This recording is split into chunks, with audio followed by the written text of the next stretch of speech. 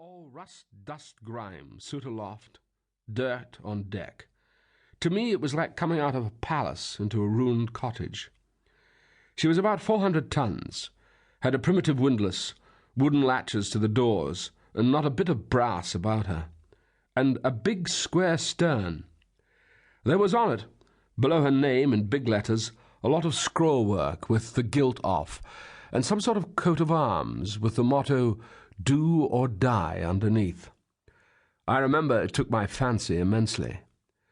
There was a touch of romance about it, something that made me love the old thing, something that appealed to my youth. We left London and ballast, sand ballast, to load a cargo of coal in a northern port for Bangkok. Bangkok. I thrilled. I had been 6 years at sea, but had only seen Melbourne and Sydney, very good places, charming places in their way. But Bangkok. We were a week working up as far as Yarmouth Roads, and then we got into a gale, the famous October gale of 22 years ago. It was wind, lightning, sleet, snow, and a terrific sea. We were flying light, and you may imagine how bad it was when I tell you we had smashed bulwarks and a flooded deck.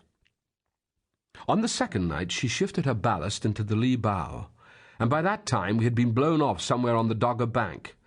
There was nothing for it but to go below with shovels and try to right her. And there we were in that vast hold, gloomy like a cavern, the tallow dips stuck and flickering on the beams, the gale howling above, the ship tossing about like mad on her side. There we all were, German, the captain, everyone, hardly able to keep our feet engaged on that grave-digger's work and trying to toss shovelfuls of wet sand up to windward. On the third day, the gale died out, and by, a North Country tug picked us up. We took 16 days in all to get from London to the Tyne. When we got into dock, we had lost our turn for loading, and they hauled us off to a tier where we remained for a month. Mrs. Beard, the captain's name was Beard, came from Colchester to see the old man. She was an old woman, with a face all wrinkled and ruddy like a winter apple, and the figure of a young girl. She caught sight of me once, sewing on a button, and insisted on having my shirts to repair. When I brought her the shirts, she said, "And the socks? They want mending, I'm sure. And John's, Captain Beard's things are all in order now. I would be glad of something to do." Bless the old woman. They loaded us at last. We shipped a crew, 8 able seamen and 2 boys. We hauled off one evening to the boys at the dock gates, ready to go out and with a fair prospect of beginning the voyage next day. Mrs. Beard was to start for home by a late train. When the ship was fast, we went to tea. We sat rather silent through the meal. Marn, the old couple, and I. I finished first and slipped away for a smoke, my cabin being in a deck-house, just against the poop.